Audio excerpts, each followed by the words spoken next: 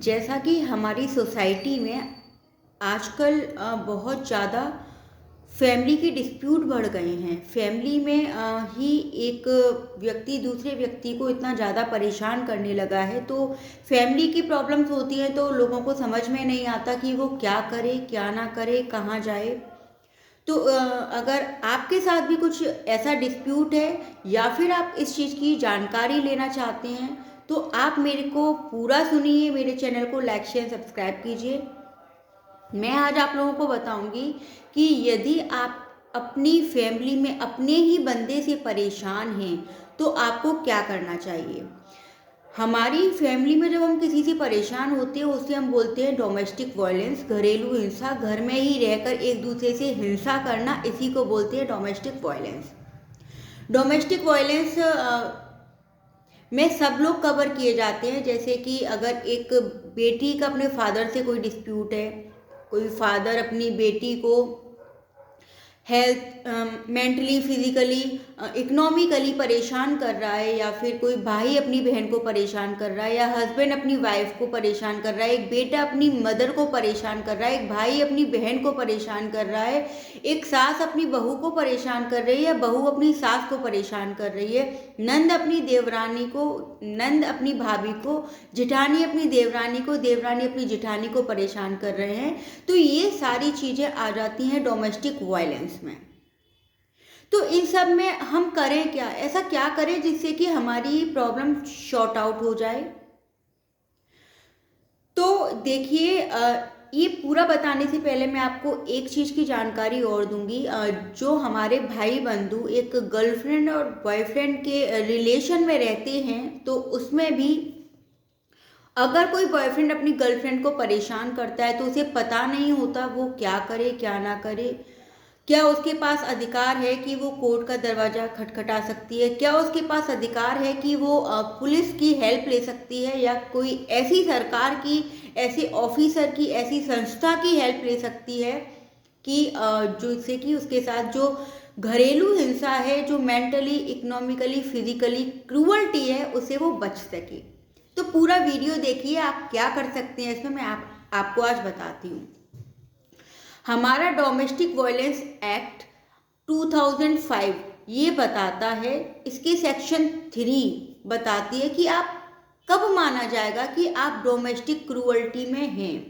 आप कब कोर्ट का दरवाजा खटखटा के according to section 12 of domestic violence application लगा सकते हैं कोर्ट में कि आप इस फलाना व्यक्ति से ये परेशानी है, आपको ये फलाना व्यक्ति मेंटली, इकोनॉमिकली या फिजिकली परेशान कर रहा है, एब्यूज कर रहा है। अब आपके दिमाग में एक बात आ रही होगी, क्या जो पड़ोसी है वो भी इसमें आता है? जी नहीं, पड़ोसी या फिर कोई दूर का रिश्तेदार इन सब में नहीं आता। डोमेस्टिक वायलेंस में वही आते हैं जो एक रूफ के अंदर रह चुके हों या रह रहे हों। अब देखिए, एक रूफ के अंदर, एक घर के अंदर कौन ही रह पाता है? भाई बहन, मम्मी बेटी, माँ बाप, हस्बैंड वाइफ, सास बहू, नंद देवर जेठानी, ये सारे ही रिश्ते एक दूसरे के साथ आते हैं। तो इन्हीं रिश्तों में आप डोमेस्टिक वायलेंस का केस लगा सकते हैं। आप बाहर के किसी रिश्ते में डोमेस्टिक वायलेंस का केस नहीं लगा सकते। तो कौन कौन सी एक्टिविटी ऐसी हैं जिसमें आप डोमेस्टिक वायलेंस का केस लगा सकते हैं? अगर ए पार्टी बी पार्टी को, जैसे कि एक बेटी है, अब उसको पढ़ लिख के बड़ा होना है, अपने कामयाब बनना है, अपना करियर बनाना है, और उसका फादर है जो कि उसे खर्चा ही नहीं देता, और अभी वो बहुत छोटी है या फिर बड़ी भी हो गई है, लेकिन अभी वो अपना अधिकार रखती है अपने पेरेंट्स से खर्चा करवाने का। तो कहीं ना कहीं मेंटल क्रूअल्टी हो गई। हम ट्यूशन की फीस नहीं देंगे, हम स्कूल की फीस नहीं देंगे, या हम ये चीज़ नहीं वो करेंगे, वो चीज़ नहीं करेंगे, तो ये मेंटल क्रूअल्टी हो गई। मान लीजिए एक सास अपनी बहू से बोलती है कि तुम हमें दादी बनाने का सुख नहीं दे पा रही हो, या फिर उस बहू के अगर बेटे की जगह बेटा हो गया है तो फिर वो सास अपनी बहू से बोलती है कि तुम हमें बेटे का सुख नहीं दे रही हो, नाती का सुख नहीं दे रही हो। ये एक मेंटल क्रूअल्टी है। देखिए, अगर एक पति अपनी पत्नी को बहुत कूटता है, मारता है और जरा जरा सी बातों पे ताने देता है, वो पूरी सेवा करती है, उसके बावजूद भी वो उसको हर वक्त यही ताना देके परेशान करता है कि तू मेरे लिए ये चीज़ नहीं करती, तू मेरे लिए खाना नहीं बनाती, तू पैसा कमा, तू ये कर, तू वो कर, गाली गलौज करती है, उसके मायके वालों को गाली देता है। ये भी एक डोमेस्टिक वायलेंस में क्रूअल्टी है। ये सारी बातें section 3 of domestic violence act बताती हैं। यदि एक भाई अपनी बहन को परेशान कर रहा है, मेंटली, फिजिकली, इकोनॉमिकली कुछ भी परेशान कर रहा है, वो घर में ये ड्रामा कर रहा है कि मेरी बहन को नहीं पढ़ाया जाएगा, मेरे को ही पढ़ाया जाएगा, और पेरेंट्स उसकी बातों में आ रहे हैं, ये भी एक डोमेस्टिक वायलेंस में क्रूअल्टी है। तो हमारी घरेलू हिंसा में जो जो एक्टिविटीज, जो जो एब्यूज, जो जो क्रूअल्टी आपको परेशान कर रही हैं, आपके अधिकारों का वायलेशन कर रही हैं, आपको स्वतंत्रता से जीने नहीं दे रही, आपका जीना हराम कर रही हैं, वो सारी चीजें डोमेस्टिक वायलेंस में आती हैं। आप अगर अपने ही घर में अपने रहने वाले व्यक्ति से परेशान हैं तो आप कोर्ट का दरवाजा खटखटा सकते हैं। Section 12 of domestic violence act के अंदर एक एप्लीकेशन लगा सकते हैं। मैं बात कर रही हूँ डोमेस्टिक वायलेंस सेक्शन 3 की। इससे पहले मैं 2 वीडियो अपलोड कर चुकी हूँ जिसमें मैंने थोड़ा सा इंट्रोडक्शन दिया है कि एक्चुअली डोमेस्टिक वायलेंस होता क्या है, उसमें डेफिनेशंस है वो बताई हैं। स्टार्टिंग से लेके सेक्शन 2 तक मैं उसमें अपलोड कर चुकी हूँ। तो सेक्शन 3 हमारा यही बताता है कि अगर आप किसी से किसी चीज़ का अधिकार रखते हैं और वो चीज़ आपकी पूरी नहीं हो रही है, आपका हस्बैंड आपको पैसे नहीं दे रहा खर्च करने के लिए, आपको घर की सामग्री लाने के लिए, या फिर आपके कपड़े खरीदने के लिए, आपकी जो नेसेसिटी वाली चीज़ें हैं उन सब के लिए आपको पैसे नहीं दे रहा, आपको परेशान कर रहा है, आपको गाली गलौज कर रहा है, आपके मायके वालों को गाली दे रहे हैं, तो ये सब एक डोमेस्टिक वायलेंस है।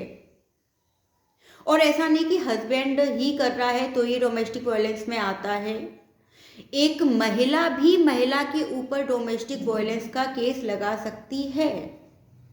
मेरे बहुत सारे मित्र मुझसे अभी इसी वीडियो में कमेंट करने लगेंगे कि मैम आप हमेशा फीमेल्स के लिए ही क्यों वीडियोस बनाती हैं। ऐसा कुछ भी नहीं है, आप मेरे पूरे चैनल को देखिए, उसमें बॉयज़ के भी बहुत सारे अधिकार ऐसे दिए हैं, ऐसे अधिकारों के बारे में मैंने बताया है कि वो मेल के बारे में राइट बताते हैं। तो मैं ये वाली बात इसलिए बोल रही हूँ कि डोमेस्टिक वायलेंस में ओनली रिस्पोंडेंट पार्टी एक मेल नहीं होती, एक रिस्पोंडेंट पार्टी, जो रिस्पोंडेंट पार्टी बोले तो वो पार्टी जो एग्रीव्ड पार्टी को, परेशान पार्टी को परेशान कर रही है, वो सास भी हो सकती है, माँ भी हो सकती है, बहन भी हो सकती है, फादर भी हो सकता है, मदर भी हो सकता है, भाई भी हो सकता है, देवर भी हो सकता है, ससुर भी हो सकता है, दौरानी जेठानी कोई भी हो सकती है। इवन दो बॉयफ्रेंड भी डोमेस्टिक वायलेंस के अंदर कवर किया जाता है। अगर एक गर्लफ्रेंड को, जो कि एक दूसरे के साथ लिविंग रिलेशनशिप में रह रहे हों या रह चुके हों, वो भी डोमेस्टिक वायलेंस करने का राइट रखती है अपने बॉयफ्रेंड के ऊपर। हमारा जो डोमेस्टिक वायलेंस एक्ट है उसमें कहीं पर भी ये नहीं बताया कि कोई मेल व्यक्ति डोमेस्टिक वायलेंस में परेशान होता है तो क्या कर सकता है। वो डोमेस्टिक वायलेंस का सहारा नहीं ले सकता, वो कोई और ऐसे कानून है वहाँ जाके सहारा ले सकता है, हेल्प ले सकता है कानून की, जो मैं आपको बताऊंगी नेक्स्ट वीडियोस में। बट मैं अभी बात कर रही हूँ डोमेस्टिक वायलेंस एक्ट की, तो मैं वही बताऊंगी जो डोमेस्टिक वायलेंस एक्ट में लिखा हुआ है, जिस डोमेस्टिक वायलेंस से आप अपने लिए हेल्प ले सकते हैं। डोमेस्टिक वायलेंस में आप सिर्फ एप्लीकेशन लगा के फ्री नहीं हो सकते, आप एप्लीकेशन लगा के अपने लिए प्रोटेक्शन का ऑर्डर करवा सकते हैं। जुडिशियल मजिस्ट्रेट फर्स्ट क्लास और मेट्रोपॉलिटन मजिस्ट्रेट इन सारे केसेस को कंसीडर करते हैं, देखते हैं। जुडिशियल मजिस्ट्रेट फर्स्ट क्लास और मेट्रोपॉलिटन मजिस्ट्रेट को ही ये पावर है कि वो डोमेस्टिक वायलेंस एक्ट के केसेस को देखते हैं, डोमेस्टिक वायलेंस में जो भी क्रूअल्टी हो रही है उनको देखते हैं। बहुत बार ये होता है कि जब हम किसी पे डोमेस्टिक वायलेंस का एक्ट लगाते हैं, सेक्शन 12 में एप्लीकेशन कोर्ट में मूव करते हैं, तो वो सबको लपेट देते हैं। मतलब अगर वाइफ पति से परेशान है तो वो सबको लिखवा देगी। तो वो सब लोग डरे ना, वो मन हो तो कोर्ट में प्रेजेंट हो, ना मन हो तो कोर्ट में प्रेजेंट ना हो। ये एक प्रोटेक्शन ऑर्डर होता है, लेकिन इन सारे अधिकारों से एक पति नहीं बच सकता।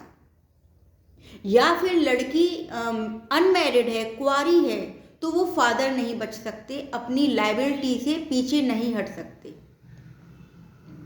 तो section 3 of domestic violence act यही बताता है कि अगर आप किसी भी चीज़ से परेशान हैं, डोमेस्टिक वायलेंस में होने वाली हिंसा से परेशान है, आपको पैसा नहीं दिया जाता, आपका ट्रीटमेंट, अगर आप हेल्थ से परेशान हैं और आपका ट्रीटमेंट नहीं कराया जा रहा, या फिर आपको आपके अधिकारों से आगे नहीं बढ़ने दिया जा रहा, तो आप डोमेस्टिक वायलेंस एक्ट में सेक्शन 12 में एप्लीकेशन मूव कर सकते हैं। आप एक एडवोकेट का सहारा लें और उसकी हेल्प से आप कोर्ट का सहारा लें। तो आगे डोमेस्टिक वायलेंस एक्ट में आपको क्या क्या फेवर कोर्ट देता है, क्या क्या किन किन चीज़ों से आप बच सकते हैं, क्या क्या आपको पुलिस की हेल्प मिलेगी, क्या क्या आप डोमेस्टिक वायलेंस में अपने राइट्स का यूज़ कर सकते हैं। इसके लिए आप मेरे पूरे चैनल को सब्सक्राइब कीजिए, पूरी वीडियोस को देखिए। मैं आगे वीडियो अपलोड करूँगी कि डोमेस्टिक वायलेंस एक्ट क्या बताता है। आज मैंने आपको बताया है कि section 3 of domestic violence act क्या बताता है। Thank you so much.